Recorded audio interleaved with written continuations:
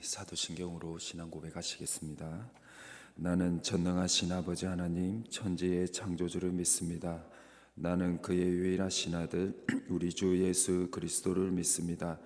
그는 성령으로 잉태되어 동정녀 마리아에게서 나시고 본디오 빌라도에게 고난을 받아 십자가에 못 박혀 죽으시고 장사된 지 사흘 만에 죽은 자 가운데서 다시 살아나셨으며 하늘에 오르시어 전능하신 아버지 하나님 우편에 앉아 계시다가 거기로부터 살아있는 자와 죽은 자를 심판하러 오십니다. 나는 성령을 믿으며 거룩한 공교회와 성도의 교제와 죄를 용서받는 것과 몸의 부활과 영생을 믿습니다. 아멘. 찬송가 268장입니다. 찬송가 268장입니다.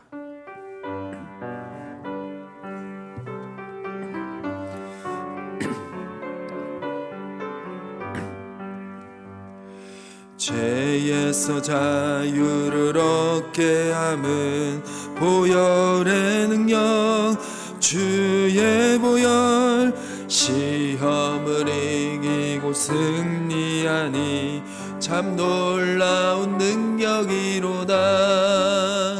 주의 보혈 능력이 또다. 주의 피 믿으오. 주의 보혈 그 어린 양의 매우 귀중한 피로다. 육체의 정욕을 이긴 힘은 보혈의 능력 주의 보혈 정결한 마음을 얻게 하니 참 놀라운 능력이로다. 주의 보혈 능력이 또다. 주의 피 믿으오. 주의 보혈 그 어린 양의 매우 귀중한 피로다. 눈보다 더 이게 밝히는 건 보혈의 능력 주의 보혈 부정한 모든 것 밝히시니 참 놀라운 능력이로다. 주의 보혈 능력이 또다. 주의 피 믿으오. 주의 보혈 그 어린 양의 매우 귀중한 피로다. 구주의 복음을 전할 제목 보혈의 능력 주의 보혈 날마다 나에게 찬송 주니 참 놀라운 능력이로다. 주의 보혈 능력이 또다. 주의 피 믿으오. 주의 보혈 그 어린 양의 매우 귀중한 피로다. 아멘. 이 시간 하나님께서 저에게 주신 말씀은 시편 74편 1절에서 23절까지의 말씀입니다. 구약 성경 855면에 기록되어 있는 시편 74편 1절에서 23절까지의 말씀입니다.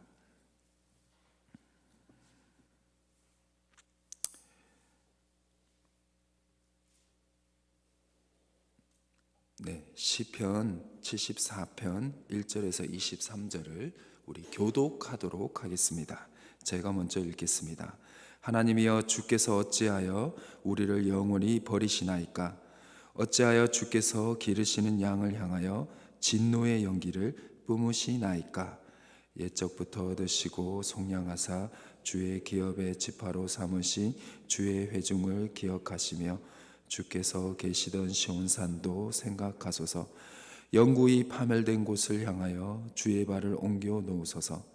원수가 성소에서 모든 악을 행하였나이다. 주의 대적이 주의 회중 가운데서 떠들며 자기들의 깃발을 세워 표적을 삼았으니 그들은 마치 도끼를 들어 살림을 베는 사람 같으니이다. 이제 그들이 도끼와 철대로 성소의 모든 조각품을 쳐서 부수고 주의 성소를 불사르며 주의 이름이 계신 곳을 더럽혀 땅에 엎었나이다. 그들이 마음속으로 이르기를 우리가 그들을 진멸하자 하고 이 땅에 있는 하나님의 모든 회당을 불살랐나이다. 우리의 표적은 보이지 아니하며 선지자도 더 이상 없으며 이런 일이 얼마나 오래일는지 우리 중에 아는 자도 없나이다. 하나님이여 대적이 언제까지 비방하겠으며 원수가 주의 이름을 영원히 능욕하리이까. 주께서 어찌하여 주의 손 곧 주의 오른손을 거두시나이까. 주의 품에서 손을 빼내시어 그들을 멸하소서. 하나님은 예로부터 나의 왕이시라. 사람에게 구원을 베푸셨나이다. 주께서 주의 능력으로 바다를 나누시고 물 가운데 용들의 머리를 깨뜨리셨으며 니오야단의 머리를 부수시고 그것을 사막에 자는 자에게 음식물로 주셨으며 주께서 바위를 쪼개어 큰 물을 내시며 주께서 늘 흐르는 강들을 마르게 하셨나이다. 낮도 주의 것이요 밥도 주의 것이라. 주께서 빛과 해를 마련하셨으며 주께서 땅의 경계를 정하시며 주께서 여름과 겨울을 만드셨나이다. 여호와여 이것을 기억하소서. 원수가 우리를 비방하며 우리 위한 백성이 주의 이름을 능욕하나이다. 주의 맷비둘기의 생명을 들짐승에게 주지 마시며 주의 가난한 자의 목숨을 영원히 잊지 마소서. 그 언약을 눈여겨 보소서.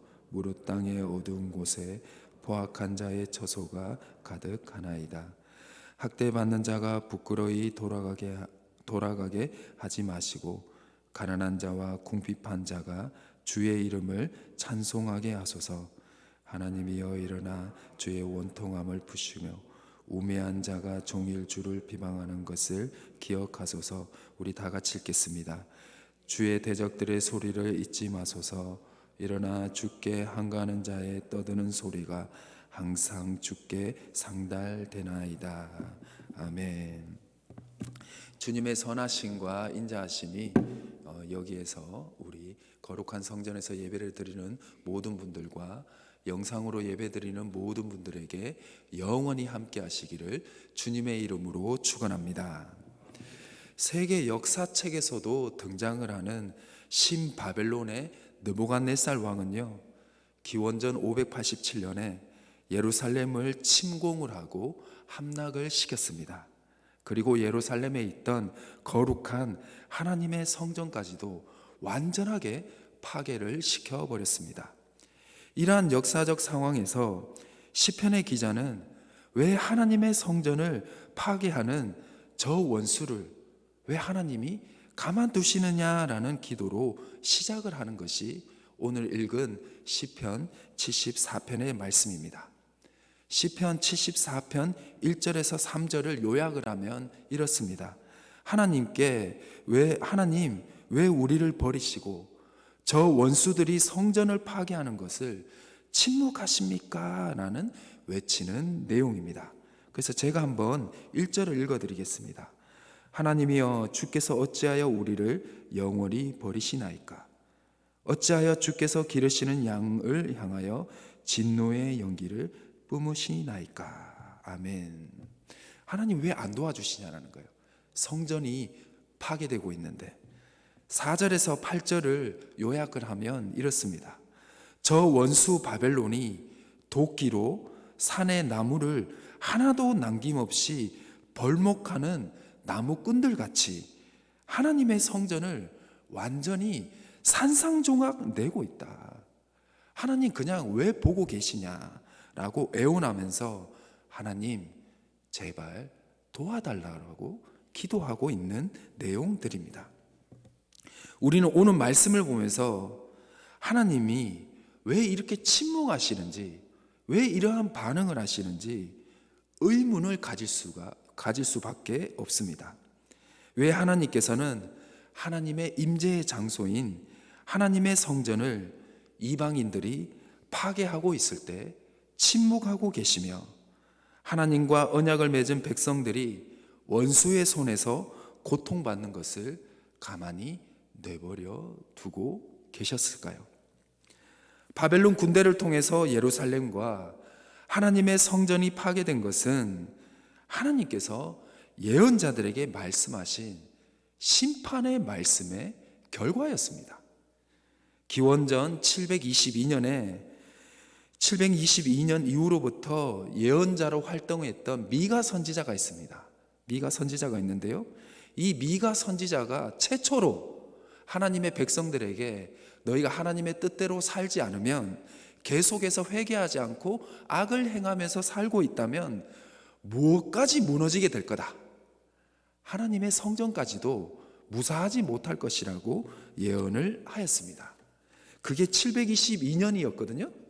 근데 이 바벨론 군대를 통해서 예루살렘에 있던 하나님의 성전이 파괴된 연도는 기원전 587년입니다. 즉 미가가 최초로 너희가 회개하지 않으면 하나님의 성전조차도 하나님께서 멸망을 시키고 파괴를 시킬 건데, 그 예언을 한 지 몇 년 만에 이 성전이 파괴가 됐냐면 135년이 지나서야 하나님이 그 말씀을 실행에 옮겼습니다. 그전에도 수많은 예언자들을 보냈습니다. 그 145년 동안 예언자들의 말을 하나님의 백성들이 들었을까요? 안 들었을까요? 안 들으신 겁니다. 그리고요, 하나님의 성전이 파괴되기 직전에 활동했던 예레미야의 예언자를 통해서도 너희가 마지막 기회를 주겠다, 회개하지 않으면 무엇까지도 파괴될 거다, 하나님의 성전까지도 파괴될 거다고 얘기합니다. 근데 에스겔서에 보면 하나님의 성전에 무엇까지 있었을까요? 우상까지도 있었습니다. 그러니 하나님이 그냥 내버려 둘 수가 없었다라는 것입니다.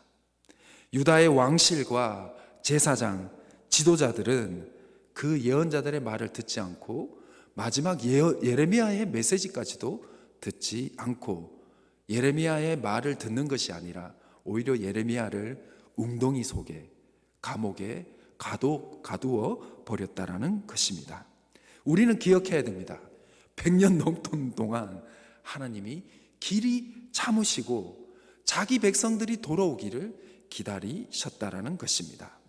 그런데 100년 이상 참으신 하나님께서 더 이상 그대로 두었다가는 하나님과 완전히 멀어진 백성이 될 것으로 판단하신 하나님께서 눈물을 머금고 자기 백성들을 고치시기 위해서 역사적 심판을 행하신 것입니다.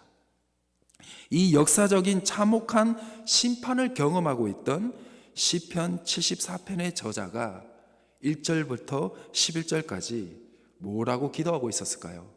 왜 하나님 도와주지 않느냐? 왜 저 원수들이 하나님의 성전을 저렇게 파괴하고 있는데 왜 가만히 두고 계시냐? 라고 기도를 한 것입니다. 당시 나라 간의 전쟁은요, 각 나라가 섬기고 있던 신들의 전쟁이라고 생각을 했습니다. 바벨론이 믿던 마르둑 신과 이스라엘 민족이 믿고 있던 여호와 하나님의 전쟁으로, 즉 신들의 전쟁으로 생각을 한 거죠. 그런데 바벨론인들이나 이스라엘 백성들 입장에서 하나님이, 즉 이스라엘 백성들이, 이스라엘 나라가 즉 바벨론의 군대에 의해서 졌다면 누가 진 거죠? 하나님이 패배한 것입니다. 즉 하나님이 힘이 있다 없다, 하나님이 바벨론의 신보다 힘이 없다라는 생각을 가지게 된 것입니다. 높고 높았던 하나님의 이름이 고대 근동의 사회에서 가장 바닥으로 떨어지게 된 역사적 상황이 일어난 것입니다. 어릴 때요, 집의 뒷동산에 과수원이 아주 넓게 있었습니다. 저희 집에. 거기에는 복숭아 나무가 참 많았는데요, 동네 형이 저 복숭아 나무 하나가 자신의 거라는 거예요. 너무나 당당하게. 그래서 형의 말을 믿고 그 복숭아 나무를 좋아했던 복숭아를 좋아했던 저가 그 형과 함께 복숭아 나무에 달려있는 나무를 열심히 따서 먹었습니다. 그런데 알고 보니 그 형이 저를 속인 거였습니다. 과수원 주인이 저희 아버지를 찾아와 항의를 했고 큰 돈을 변상을 해야 될 상황이 되었습니다. 저희 아버지는 과수원 주인에게 정말 제가 봐도라도 민망할 정도로 몇 번을 고개를 숙이며 죄송하다고 하였습니다. 얼마나 그 기억이 강렬했으면 지금까지도 생생합니다. 저희는 경찰서에 갈 수도 있었습니다. 아버지는 과수원 주인에게 죄송하다고 몇 번을 굽신굽신 하시면서 저 아들을 용서하지 마시고 경찰서로 보내는 게 좋을 것 같습니다 라고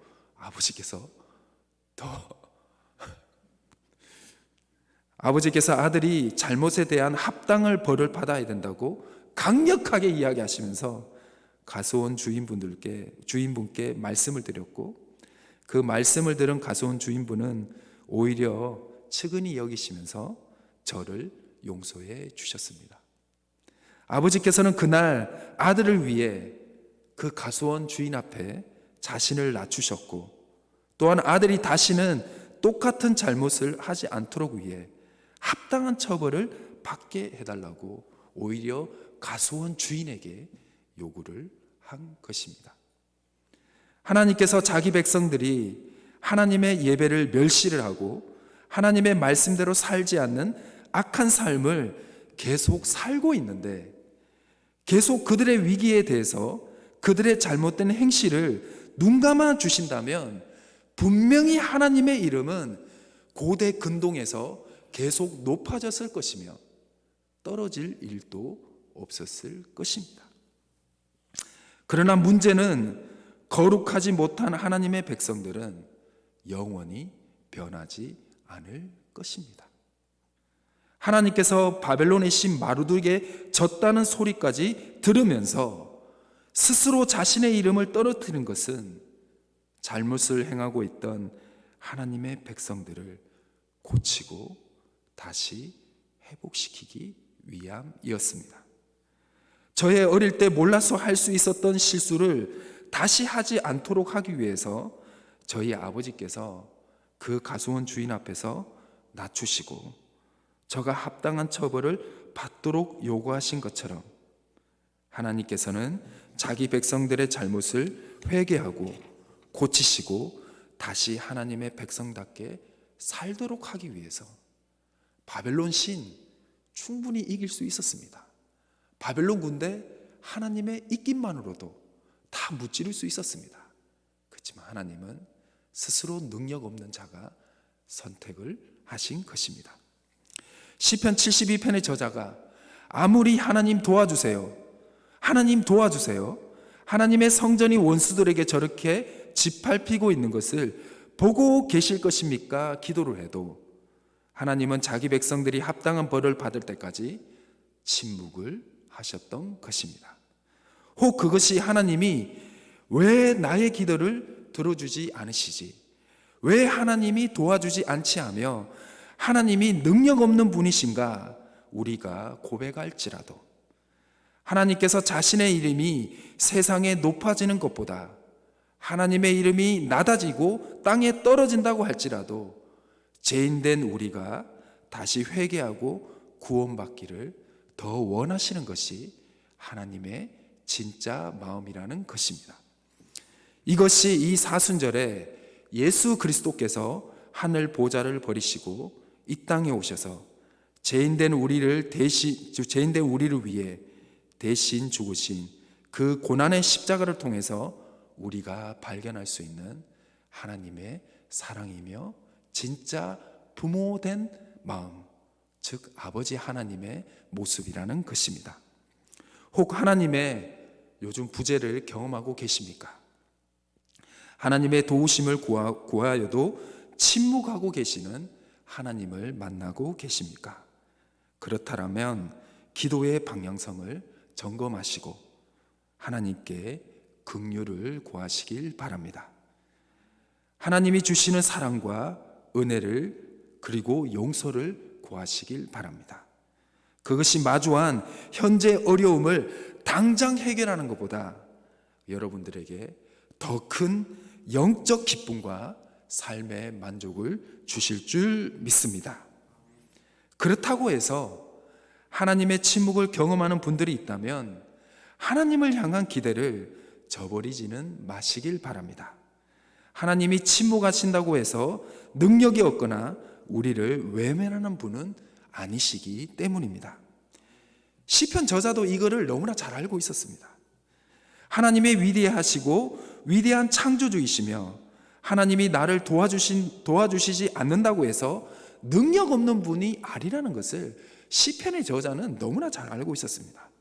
그래서 시편 74편 12절부터 23절에 보면 하나님의 높고 높으신 위대하신 하나님을 찬양하고 있다라는 것입니다. 즉, 이 고통에서 그래도 이 고통에서 구해주실 분은 누구밖에 없다. 나의 인생에서 고통을, 위기를 구해주실 분은 하나님밖에 없다라는 것입니다. 제가 12절을 읽어드리겠습니다. 하나님은 예로부터 나의 왕이시라. 사람에게 구원을 베푸셨나이다. 아멘. 시편의 저자는요, 이것은 나의 원통함이 아니라 하나님의 원통함이로까지 고백을 하고 있는데요, 22절을 제가 읽어 드리겠습니다. 하나님이여 일어나 주의 원통함을 푸시고 우매한 자가 종일 주를 비방하는 것을 기억하소서. 아멘. 그리고 제가 잠깐 넘어갔는데요, 12절부터 쭉 읽어보시면 리워 야단도 나오고 용도 나오고, 이거는 뭐냐면 고대 군동의 신들을 이긴 최고의 어떤 영적인 어떤 신들을 얘기를 하는 겁니다. 그러니까 하나님이 마루둑 신에게 졌지만 실질적으로 하나님은 진 것이 아니다. 이들을 이기고도 남을 능력 있는 분이라고 고백하고 있는 겁니다. 시편의 저자도 알았다라는 것입니다. 시편의 저자는 자신의 잘못으로 하나님의 성전이 파괴되고 하나님의 이름이 땅에 떨어진 것을 안타까워하며 하나님께 받은 모욕을 절대로 잊지 마시기를 기도하고 있습니다. 하나님은 능력 있는 분 아닙니까? 이 세상을 창조한 분이 아닙니까? 사랑하는 희성교회 성도님 여러분, 여러분이 혹 잘못함으로 하나님의 침묵을 경험할 수도 있습니다. 그리고 나의 개인적 잘못으로 말미암아 하나님의 이름이 땅에 떨어질지도 모릅니다. 그러나 그때에도 하나님은 전능의 하나님이시며 우리를 언제나 사랑하시고 보호하시기를 원하는 사랑의 하나님이라는 것입니다. 하나님은 자신의 이름을 높임받는 것보다 우리가 구원받기를 더 원하시는 사랑의 하나님임을 이 사순절에 기억하시고 묵상하시길 바랍니다. 오늘 하루 우리를 위해 이 땅의 낮은 자리로 스스로 내려오신 주님을 높이는, 즉 하나님의 이름을 땅에 떨어뜨리는 인생이 아니라, 하나님의 침묵을 경험하는 제약된 인생이 아니라, 나를 통해, 우리를 통해, 우리 교회를 통해 하나님의 이름이 높아지고 영광을 돌려드리는, 하나님께 영광을 올려드리는 그리스도인들의 인생이 되시기를, 축복된 인생이 되시기를 주님의 이름으로 축원합니다. 기도하시겠습니다. 아비가 자식을 불쌍히 여긴 같이 여호와께서 자기를 경외하는 자를 불쌍히 여기시나니 이는 저가 우리의 체질을 아시며 우리가 진토임을 기억하심이로다. 아멘. 사랑과 긍휼의 하나님 아버지, 자녀를 불쌍히 여기시는 마음으로 오래 참으시며 우리가 처하는 모든 어려운 순간 우리를 떠나지 않으시고 그 모든 자리에 함께 하시는 하나님일 줄 믿습니다. 우리의 잘못으로 하나님의 이름이 땅에 떨어지는 순간에도 우리를 구원하시기 위해서, 우리를 바른 길로 인도하시기 위해서 순순히 그 높고 높은 이름의 자리, 그 자리에서 낮고 낮은 자리로 내려오기를 마다하지 않으시는 그 하나님의 깊고 크신 사랑을 이 사순절 기간 더욱 기억하며 묵상하기를 원합니다. 아버지의 말씀으로 우리의 영혼이 먼저 소생이 되며 우리의 거룩함이 다시 회복될 수 있도록 인도하여 주옵소서. 아버지의 기쁘신 마음과 사랑을 기억하지 못하며 얼마나 많은 일들 중에 마주한 어려운 순간들 속에 하나님 왜 도와주시지 않느냐고 하나님을 원망하며 기도하며 나갔던 우리의 부족함을 불쌍히 여겨 주옵소서. 육신의 아비가 자신을 불쌍히 여긴 같이 아버지를 경외하는 주의 자녀들을 불쌍히 여기시며 우리의 연약함을 온전히 이해하시고 돌보시는 하나님의 깊고 깊은 그 사랑 안에 날마다 머무르게 하여 주옵소서. 하나님의 긍휼과 사랑을 돌보심을 받는 매일매일을 잊지 않게 하여 주시고 어려움 속에 아버지의 뜻을 더욱 발견할 수 있는 성숙한 믿음으로 한 걸음 더욱 내딜 수 있는 이 사순절의 기간이 될 수 있도록 주여 인도하여 주옵소서. 주님, 이 나라와 민족, 세계의 많은 생명들이 눈에 보이지 않는 바이러스로 고통받고 있습니다. 이 시기에 우리가 하나님께 어떠한 기도로 나아가야 하는지 날마다 말씀을 통해서 깨닫게 하시며 하나님에 대한 신뢰와 믿음을 잃지 않을 수 있도록 도와주옵소서. 더 이상 변이 바이러스가 생성되지 않게 도와주시며 간염이 확산되는 모든 가정과 지역과 나라와 세계를 돌보아 주시고 다스려 주옵소서. 생성된 모든 바이러스들이 속히 소멸되게 하여 주옵소서. 어려움과 슬픔, 아픔 가운데 눈물 지으며 부르짖으며 기도로 나아가는 주의 백성들을 기억하여 주시고 코로나로 어려움과 슬픔을 당한 모든 가정에 회복의 은혜를 허락하여 주옵소서. 특히 우크라이나의 땅을 위해서 기도합니다. 주님, 우리에게 평화가 너무나 필요합니다. 평화로 이 땅에 오신 주님께서 우크라이나 땅에 무고한 생명들이 더 이상 희생되지 않을 수 있도록 악을 선택하는 자들을 다시 회개케 하여 주시고 다시 돌아갈 수 있도록 도와주옵소서. 전쟁을 막아주시고 우리가 다시 한 번 더 보게 됩니다. 전쟁의 참혹함을 말입니다. 우리 한반도에도 절대로 전쟁이 일어나지 않게 해주시고 속히 평화와 또한 통일을 허락하여 주옵소서. 주님, 주의 피로 값주고 사신 주님의 몸된 성전 가운데 하나님의 은혜와 은총이 가득 차고 넘치기를 기도합니다.